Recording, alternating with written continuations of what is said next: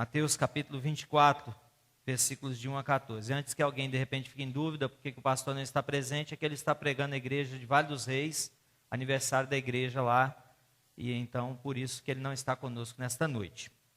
Eu lerei os versículos ímpares e a igreja os versículos pares, até o versículo 14 de Mateus 24. Dê uma olhada se tem alguém ao seu lado sem a Bíblia, para que ele também possa participar dessa leitura. Diz assim: tendo Jesus saído do templo, ia se retirando, quando se aproximaram dele os seus discípulos, para lhe mostrar as construções do templo.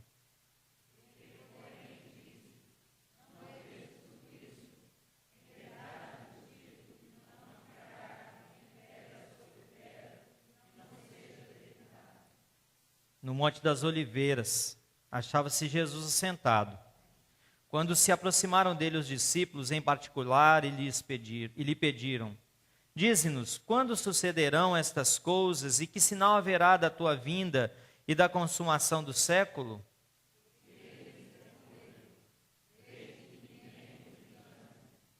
Porque virão muitos em meu nome, dizendo: eu sou o Cristo, e enganarão a muitos.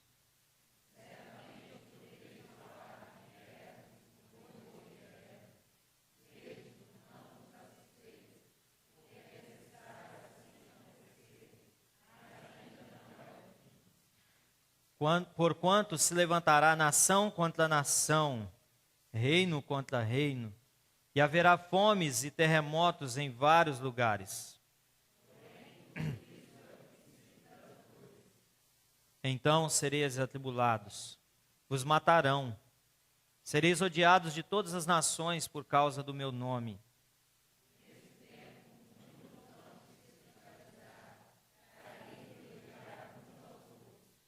Levantar-se-ão muitos falsos profetas e enganarão a muitos.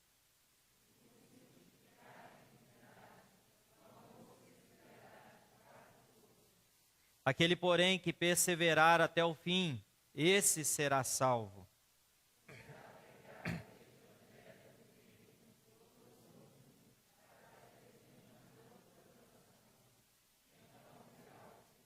Amém. Meus queridos, eu quero pensar com os queridos nesta noite sobre a pergunta que vou fazer e que ela já soe no seu coração para que traga uma reflexão. Você está preparado para o céu? É sobre isso que a gente quer pensar nesta noite. Você está preparado para o céu? Nós acabamos de cantar aqui algumas músicas e eu refletindo a letra de algumas delas que nós cantamos, soa muito sério o que nós acabamos de cantar. Nós cantamos que nós queremos a paz do Senhor uns para com os outros, e alguns irmãos então cumprimentaram uns aos outros. Mas será que na verdade você vive isso no dia a dia? Será que na caminhada da vida você tem desejado a paz realmente do Senhor para os corações daquelas pessoas que até mesmo fazem mal contra você? 1 João nos diz que se eu digo que amo a Deus, mas odeio meu irmão, eu sou mentiroso. E aí nós vemos, infelizmente, no meio cristão, pessoas que não cumprimentam umas às outras, não falam umas com as outras. Pelo contrário, ainda fofocam. Não há lugar para essas pessoas no céu. Ou você resolve esse problema, ou o seu lugar é o inferno. Nós acabamos de cantar que dou o meu coração. Abraça-me, Senhor.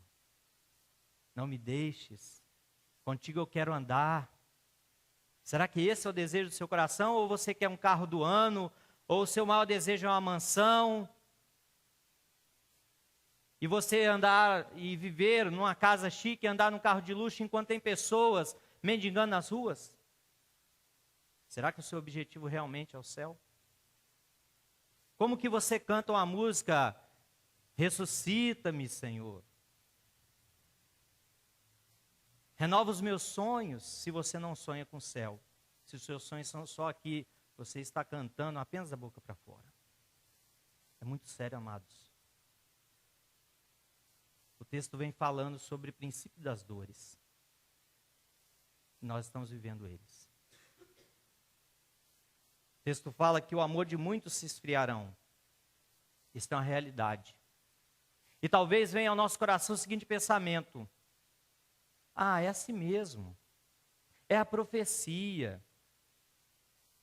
Não podemos nos acomodar, amados. Quando nós olhamos para esse texto da palavra do Senhor, existia também muitas coisas que vivem hoje na igreja brasileira, vivenciado pelos discípulos. Veja que o texto fala que Jesus estava ali no templo, versículo 24, tendo Jesus saído do templo, ia se retirando e aproximaram dele os discípulos para mostrar as construções do templo. Jesus não conhecia aquele templo, conhecia cada detalhe daquele templo. Só que alguns discípulos queriam mostrar a grandiosidade do que eles, judeus, tinham construído. Jesus, esse templo é maravilhoso, esse templo é assim, esse templo é assado, esse templo tem isso, tem pedras. E foi feita uma mega estrutura para construir aquele templo naquela época.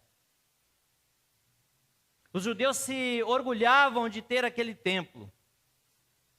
Inclusive, para aqueles que não sabem, existiam túneis ali que foram construídos porque existia uma ideia de que no último dia, na volta de Cristo, os mortos eles iam rolar naqueles túneis. Então existia uma cultura mística naquele tempo, como existe hoje. Por exemplo, do copo com água em cima da televisão.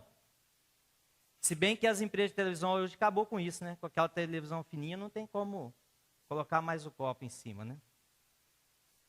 Não sei se é uma estratégia, de repente, para criar um novo produto, né? Um suportezinho para copo com água em cima da TV de tela fina. Mas o misticismo faz parte, infelizmente, de muitas igrejas, de muitas denominações. E, infelizmente, no meio do povo dito até mesmo protestante e fruto da reforma, existem alguns misticismos. E os discípulos então vêm falar para Jesus: olha que maravilha tudo isso, e toda essa nossa crença, e tudo aquilo que envolve os rituais judaicos. A preocupação era apenas com o esplendor, apenas com a aparência. Mas Jesus, que sonda os corações, conhecia a intenção dos apóstolos ali, e conhece a intenção e a motivação de cada um dos nossos corações que aqui estão nesta noite. Veja a palavra que Jesus disse, versículo 2. Ele, porém, lhes disse: não vedes tudo isto? Em verdade vos digo que não ficará aqui pedra sobre pedra que não seja derribada. Em parte, amados, essa profecia se cumpriu no ano 70. Houve a invasão de Jerusalém pelos romanos. E todo aquele templo veio abaixo. Se você abrir a palavra do nosso Deus em Atos capítulo 8, você vai ver que a perseguição começou pouco tempo depois da morte e ressurreição de Jesus. E o texto fala que aqueles crentes foram dispersos. E aí eles foram caminhando e foram andando e mudando de cidade para cidade. E então a palavra de Deus é anunciada. Eu quero fazer uma pergunta ao seu coração e à sua vida, para a sua vida nesta noite. Será que você está esperando uma perseguição para que você seja mais santo? Será que você está esperando uma perseguição para que você cumpra a vontade de Deus, que é pregar o Evangelho? Porque nós não estamos aqui senão por esta causa, que é anunciar a boa nova. E a boa nova do Evangelho é dizer para as pessoas: olha, você está condenado ao inferno. Você é um pecador. Que esta é a mensagem do Senhor. Mas a boa notícia é que Jesus morreu na cruz. Quando nós olhamos para Atos dos Apóstolos, do capítulo 2 até o capítulo de número 5, os irmãos podem observar que ali a palavra de Pedro para aquelas pessoas, também para a igreja, para os demais apóstolos, para os judeus, era dizendo para eles: arrependei-vos. Arrependei-vos. Sugiro que aqueles que gostam de ler, até procurem e comprem esse livro, deve custar na faixa de 40, 50 reais, Arrependimento, a primeira palavra do Evangelho. É alguma coisa Roberts, o nome do autor. Porque não há evangelho sem arrependimento. Meu querido, se tem algo que você precisa se arrepender, hoje é a oportunidade. Para que assim você esteja preparado para esse lugar que é o céu. Porque não adianta aqui, Senhor, ressuscita os meus sonhos, se o seu sonho não é o céu. Porque ressurreição é para mortos. E a condição do homem sem Deus é morto. Infelizmente essa música foi deturpada e ela é cantada como um milagre relacionado à doença, relacionado à prosperidade. E muitos ímpios cantam essa música, inclusive. Mas ela é senão falando da realidade do homem sem Deus que precisa do milagre da ressurreição. De se tornar uma nova criatura, como o apóstolo Paulo escreve aos 2 Coríntios, capítulo 5, versículo 17. E uma nova criatura não anda com desejos mundanos. Uma nova criatura é uma nova pessoa, novas perspectivas, novas motivações, novas ambições relacionadas à eternidade. A palavra de Deus nos diz que se a nossa expectativa, a nossa esperança se limita apenas às coisas deste mundo, nós somos os mais miseráveis, os piores. Eu não quero ser o pior. Eu desejo que ninguém aqui seja o pior deste mundo. Portanto, a nossa expectativa tem que estar relacionada ao céu. E Jesus, então, ele saindo do templo, ele vai para o Monte das Oliveiras. O terceiro versículo diz assim: no Monte das Oliveiras, Jesus achava-se assentado e aproximaram-se dele os discípulos, em particular, e lhe pediram: dize-nos, quando sucederão essas coisas? Veja que aqui os discípulos fazem 3 perguntas em uma só. Quando Jesus fala que não ia ficar pedra sobre pedra, que viria problemas sobre Jerusalém, sobre todas aquelas expectativas meramente mundanas que existia, apenas as questões do mundo aqui, eles fazem 3 perguntas para Jesus em uma só nesse terceiro versículo. Primeiro, dize-nos quando sucederão estas coisas. A primeira pergunta está aí. Eles imaginavam que seria repentinamente aconteceria aquilo. E, em certo sentido, sim, no ano 70 aconteceu.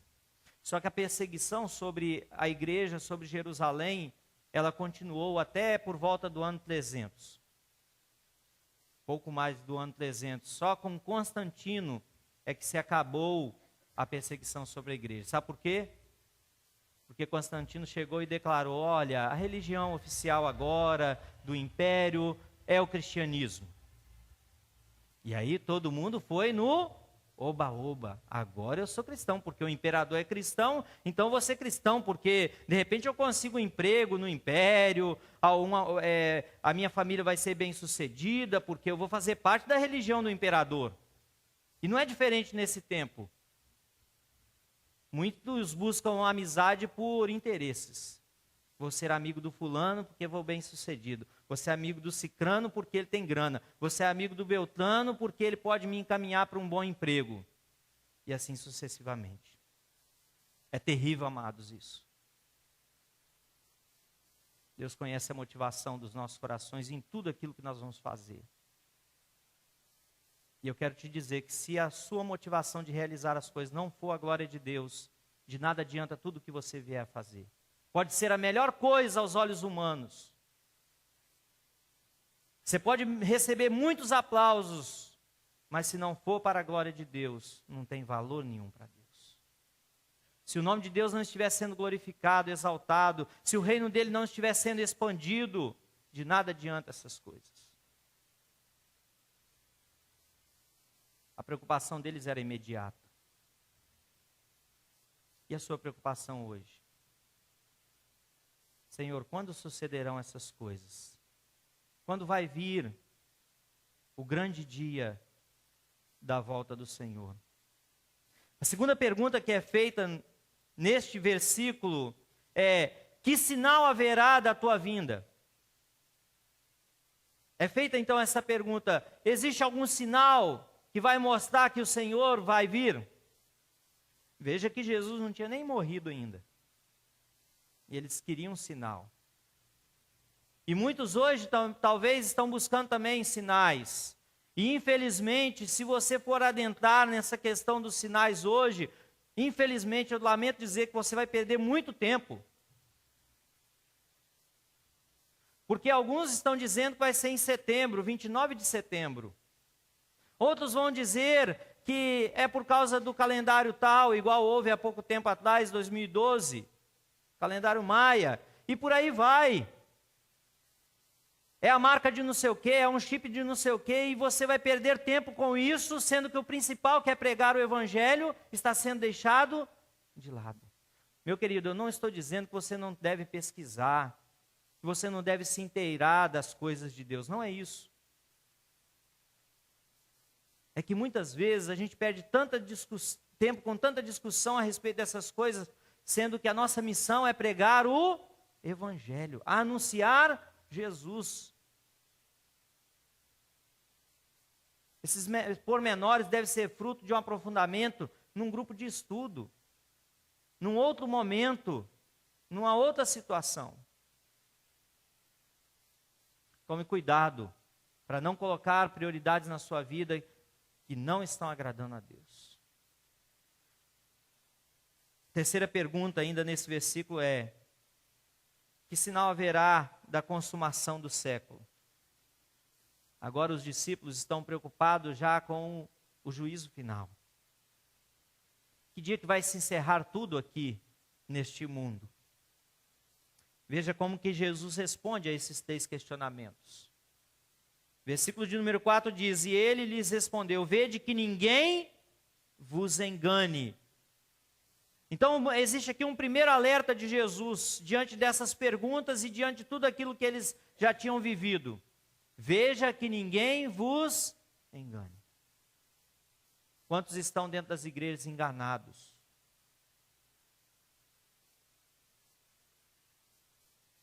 Desejo que aqui não tenha ninguém enganado nesta noite, até mesmo por si mesmos.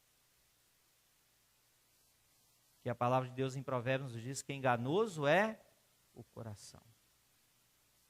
Então tome cuidado com as motivações do seu coração, porque elas podem te enganar. Jesus diz: cuidado para que ninguém vos engane. Vivemos hoje um tempo na igreja brasileira em que existem uma tendência liberal, em que tudo pode. Existe um neopentecostalismo onde leva muito para o misticismo, prosperidade e bênçãos. E tome cuidado, porque isso não leva ninguém a lugar nenhum. De nada adianta de nós orarmos por uma pessoa ser curada de um câncer e ela ir para o inferno. Devemos orar para que ela seja curada do câncer, mas que também seja salva em Jesus. De nada adianta você pedir para o seu parente, o seu familiar ser livre das drogas, e ele ficar livre das drogas, mas ir para o inferno. De nada adiantou, porque vai para o inferno. São realidades, amados, que nós precisamos tomar cuidado com as nossas orações, para a gente não orar pela metade. Não ore pela metade. E quando você muda os canais de televisão, você vai passando, e quando passa nessas igrejas, entre aspas, evangélicas, o que se fala é só isso.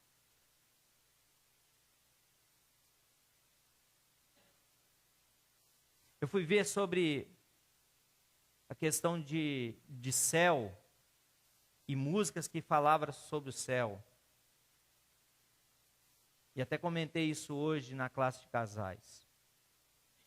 Para minha surpresa, as 3 primeiras músicas que aparecem no YouTube são músicas de cantores católicos. Uma banda, não me lembro o nome, Celina Borges e Dunga.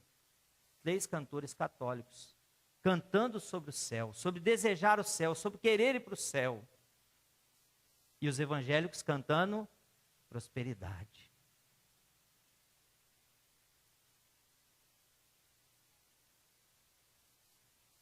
A pergunta é: será que nós queremos mesmo ir para o céu? Será que nós almejamos o céu? Será que o meu desejo é o céu? Vede que muitos estarão em engano. E muitos se deixarão levar pelo engano. Olha o que diz o texto, versículo 5. Muitos virão em meu nome, dizendo: eu sou Cristo. Enganarão a muitos. Certamente ouvireis falar de guerra, rumores de guerra. Vede, não vos assusteis, porque é necessário assim acontecer, mas ainda não é o fim. Quantas vezes você já ouviu sobre isso? Guerra não sei aonde, guerra não sei aonde. Rumor de guerra. Até fala que tem guerra, mas não tem guerra. E essas são realidades, mas existe um alerta de Jesus. Ainda não é o fim. Existe um porquê.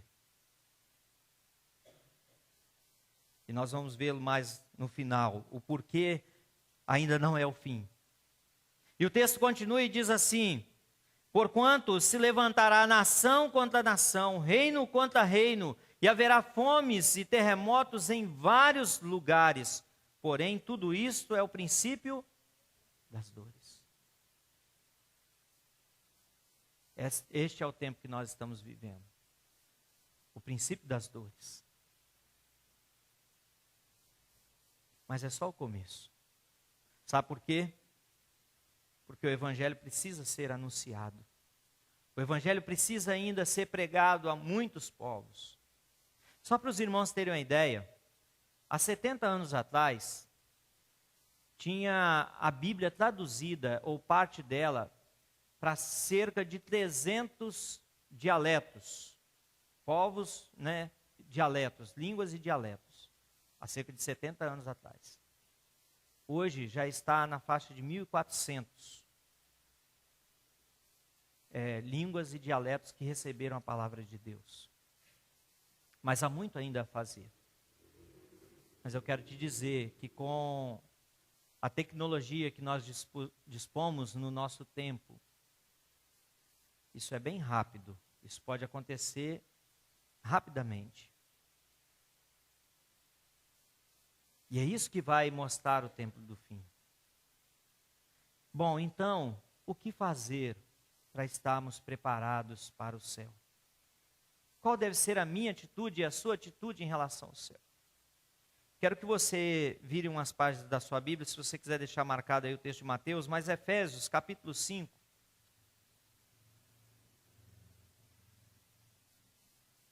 Efésios, capítulo 5, versículo 25 a 27. Uma comparação que Paulo faz, mas que diz respeito a mim e a você e diz respeito à igreja do Senhor Jesus. Efésios capítulo 5, versículo 25 a 27. Diz assim: maridos, amai vossa mulher, como também Cristo amou a igreja, e a si mesmo se entregou por ela. Com que objetivo? Versículo 26. Para que a santificasse, tendo-a purificado por meio da lavagem de água pela palavra, para apresentar a si mesmo igreja gloriosa, sem mácula, nem ruga, nem coisa semelhante, porém santa e sem defeito. Esta é a proposta de Deus para nós, que sejamos santos. Eu e você fazemos parte desta noiva que é a igreja. E nós não poderemos chegar para o noivo com mácula, com mancha. Existe uma preparação, e essa preparação passa pelo processo da santificação. Os cristãos do primeiro século entendiam muito bem isso. Porque eles tiveram que, por causa da perseguição, buscar uma vida de santidade maior. E a pergunta é: você está esperando uma perseguição para se santificar? Será que nós estamos aguardando vir uma perseguição para ver quem são os crentes de verdade? Saiba que ela está acontecendo em muitos lugares. Na Síria, muitos cristãos, inclusive, estão no Brasil. Alguns deles vieram para o Brasil. estão refugiados aqui por causa da perseguição. Eu conheci a história de um pastor chinês que ele agradecia, até falei isso lá no culto de 18 horas, lá em Tanguá. Um pastor chinês que ele dizia que ele louvava muito a Deus quando ele estava preso. Ele agradecia muito a Deus quando ele estava preso. E aí foi perguntado, mas por quê? Porque toda vez que eu vou preso, a igreja duplica de membros. E além disso eu prego o evangelho. Porque, diante da perseguição, os crentes oravam mais, buscavam mais a Deus, serviam mais a Deus, se dedicavam mais no serviço de Deus. E com isso a igreja ia crescendo. Será que eu e você estamos aguardando isso? Vir um problema sobre a nossa casa, vir uma situação desagradável sobre a nossa família, para nós orarmos mais? Será que é necessário essas coisas? Pense sobre isso, meu amado.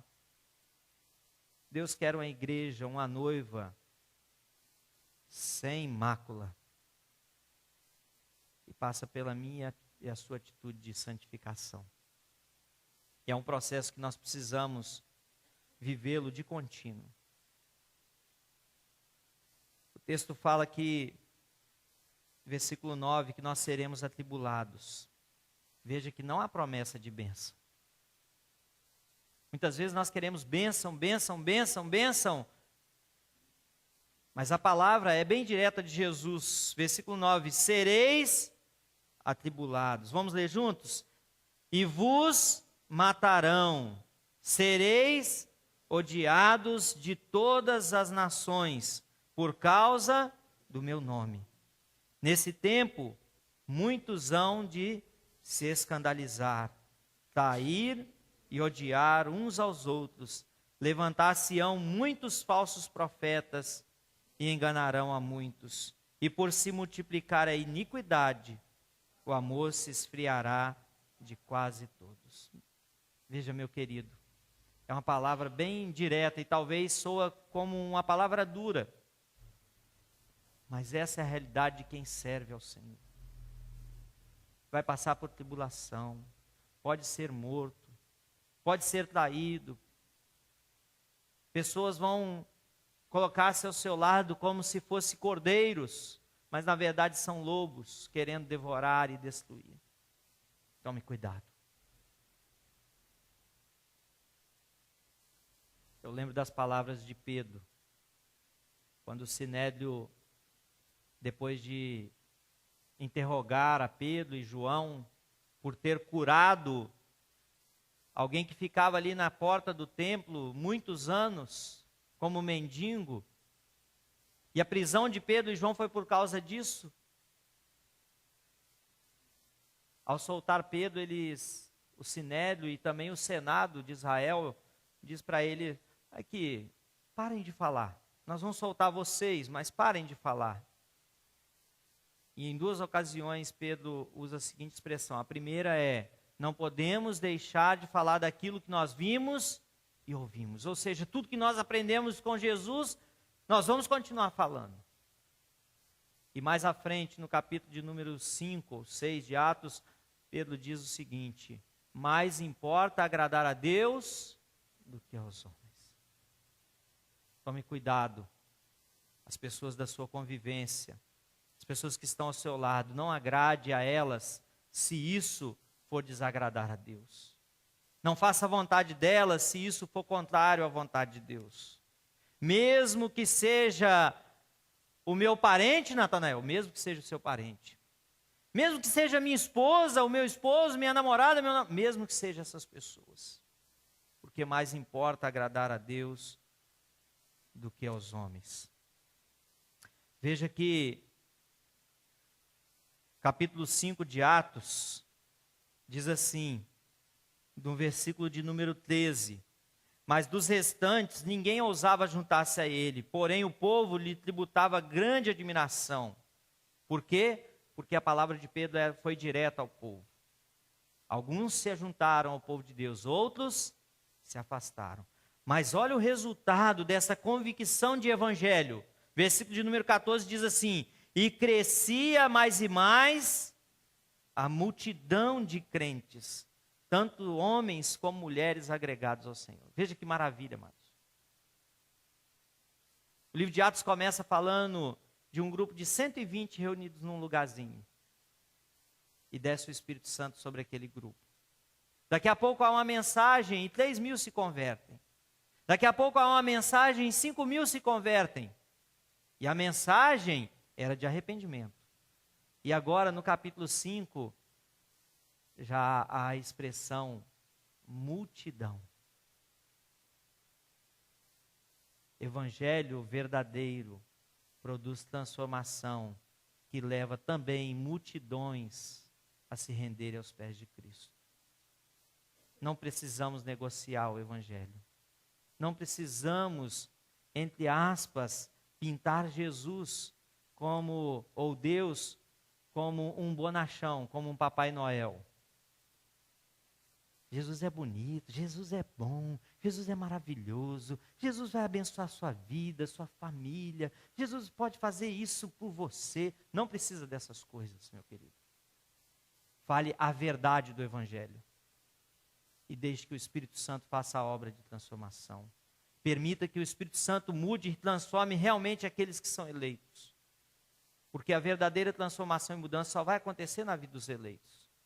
Por mais que nós tenhamos as melhores palavras, os melhores argumentos, mas nós precisamos continuar pregando o Evangelho, nos preparando para este lugar maravilhoso que é o céu. Veja como termina esta expressão de Jesus. Diz assim no versículo de número 13: aquele, porém, que perseverar até o fim, este será salvo. Veja que o segredo está na perseverança. E o Senhor persevera por nós e com nós. Conosco. O Senhor nos ajuda, o Senhor nos fortalece. Basta que nós falemos: Senhor, preciso da tua misericórdia, da tua bondade, para dizer não há muitas coisas deste mundo que são contrárias à tua vontade. Me ajude nisso, Senhor. Aquele que perseverar, ou seja, que continuar, que se mantém, que permanece, esse é que será salvo. Não se deixe levar, meu querido, pelas influências deste mundo. 1 Pedro, capítulo de número 4, versículo 15. Versículo 15, 16 e 17, diz assim, 1 Pedro capítulo 4, versículo 15, 16 e 17. Não sofra, porém, nenhum de vós como assassino, ou ladrão, ou malfeitor, ou como quem se intromete em negócios de outrem. Mas, veja a observação de Pedro, se sofrer como cristão, não se envergonhe disso. Antes, glorifique a Deus com esse nome, porque a ocasião de começar o juízo pela casa de Deus é chegada. Ora, se primeiro vem por nós, qual será o fim daqueles que não obedecem ao Evangelho de Deus? O juízo começa pela casa de Deus. E se vem o juízo sobre aqueles que são da casa de Deus, quanto mais aqueles que não pertencem à casa de Deus. Versículo 14 termina dizendo: e será pregado este evangelho do reino por todo o mundo, para testemunho a todas as nações. Então virá o fim. Meu querido, precisamos nos preparar para esse dia. Nós precisamos estar preparados para esse dia.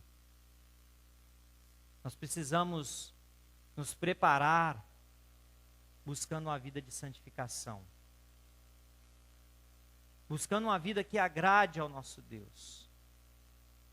Porque este evangelho já está chegando a todas as nações. E esse tempo do fim está próximo. Os meninos vão colocar uma música ali para tocar. E ela fala sobre estar preparado.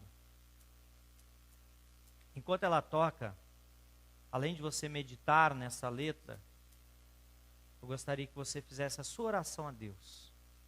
Aqueles que estão preparados para que o Espírito Santo continue perseverando com você. Mas se você, porventura, adentrou aqui esta noite e não está preparado para esse dia, que você possa falar isso com Deus. Senhor, não estou preparado. Se eu morrer hoje, eu não sei para onde eu vou. Se é para o céu ou para o inferno. Só existem esses dois lugares de destino eterno. Eu quero eternamente desfrutar da alegria do céu. Eu imagino que vai ser algo maravilhoso. Mas ao contrário disso, o inferno é algo terrível. Sofrimento por toda a eternidade é muita coisa.